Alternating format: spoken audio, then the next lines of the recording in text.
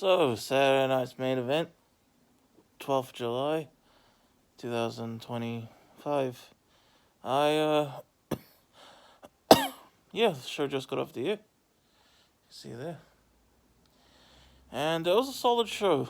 I'm kind of embarrassed by how my face looks, that's why I got my shirt up like this, but, yeah,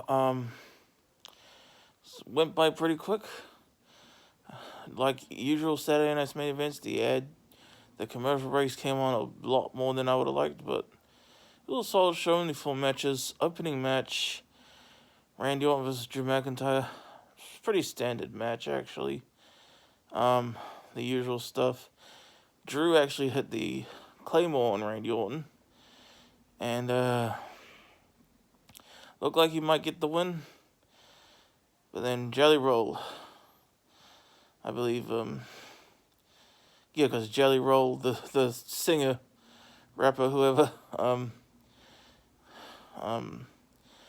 Logan Paul, they were ringside for them. Logan Paul ringside for Drew. Jelly Roll ringside for Randy Orton. Yeah, Jelly Roll put Randy's foot on the rope. And then,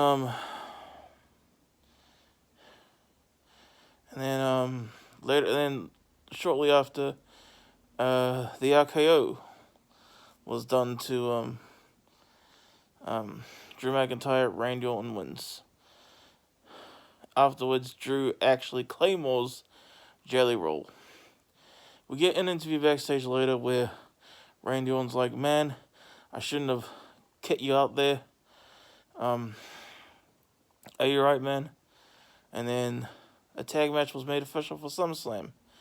Yep, SummerSlam next month. Jelly Roll and Randy Orton versus Logan Paul and Drew McIntyre.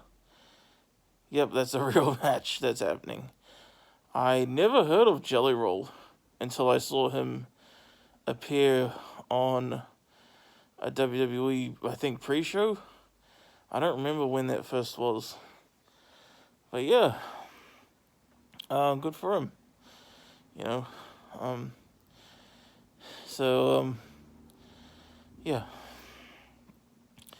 Next match, we have the United States Championship match. Jimmy Uso challenging Solo Sikoa. Another solid whatever match, honestly. You had Tala Tonga, not Hikuleo. And the rest of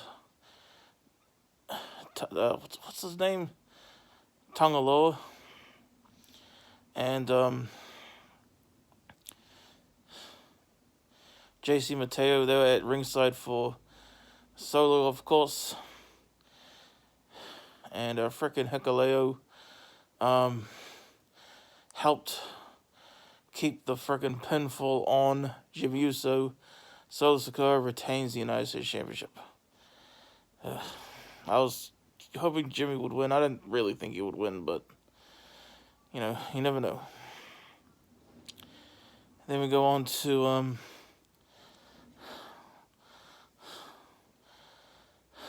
LA Knight versus Seth Rollins. This was pretty good, actually. I really enjoyed this match. I believe this was the first ever match between these two as well.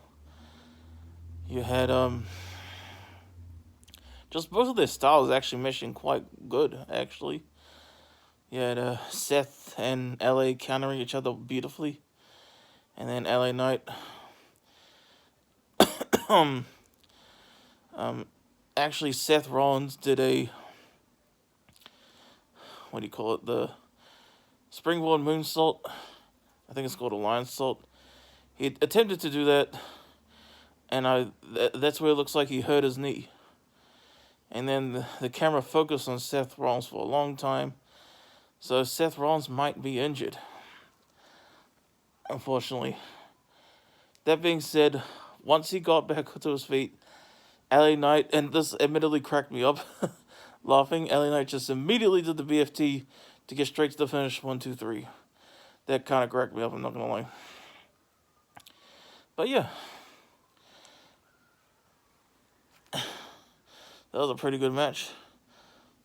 Then we go into the main event. Goldberg's final match. Gunther defends his World Heavyweight Championship against Goldberg. This match was first teased at Bad Blood 2024 last year.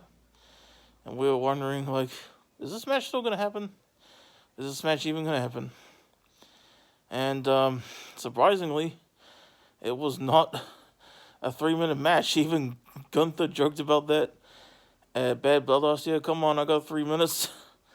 But yeah, this match went maybe over 15 minutes, maybe. It was quite slow pace, methodical, you know. Gunther did some chops to Goldberg. No effect on Goldberg. There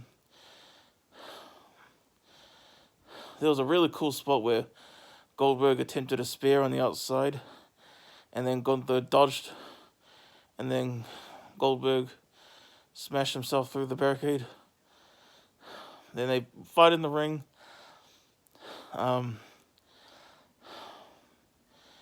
Fought some more. I can't remember the whole match, of course, but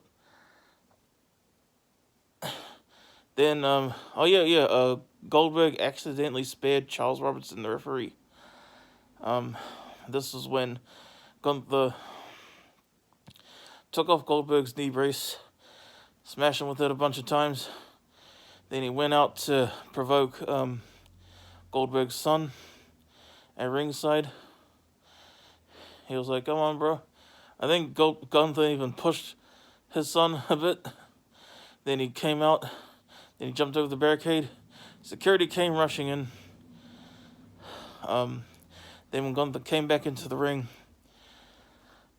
I think this is when Goldberg did finally land a spear. I think he landed a spear on Gunther, but I know for a fact he hit the jackhammer onto Gunther.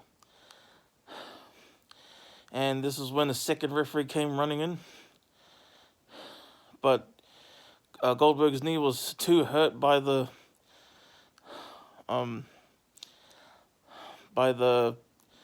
his knee brace being gone, you know, to make a pin. So Gunther, once the second ref comes in, 1, 2, kick out. Gunther kicks out.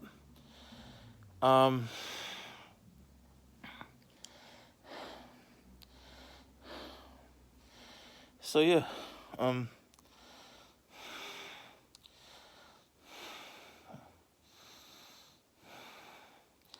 I think maybe there was other times that I'm not aware of, but I believe Gunther's only the second person ever to kick out of the jackhammer.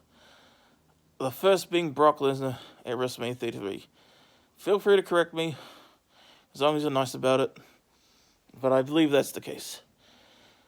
And then when Gunther came up, then he just put the chokehold on Goldberg. Kept it on for quite a while, and then Goldberg passed out. Gunther retains the World Heavyweight Championship. Gunther is still champion. And there was a short thing afterwards, after another commercial break, where Goldberg is like, I don't think I've ever lost in Atlanta. I'm pretty sure this was in Atlanta. And, sorry that I went out losing or something like that. It was a really quick speech after the match. But yeah, it was all respectful, like, it's all about you, Goldberg.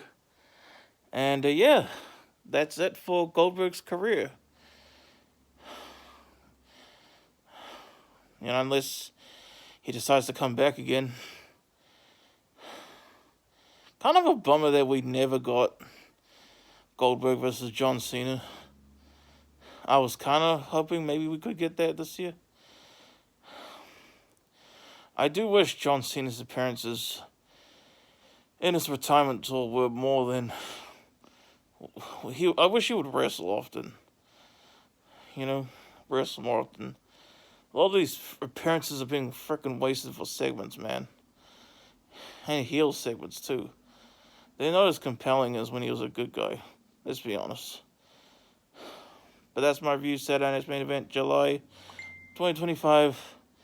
Peace out. Have a good one, y'all.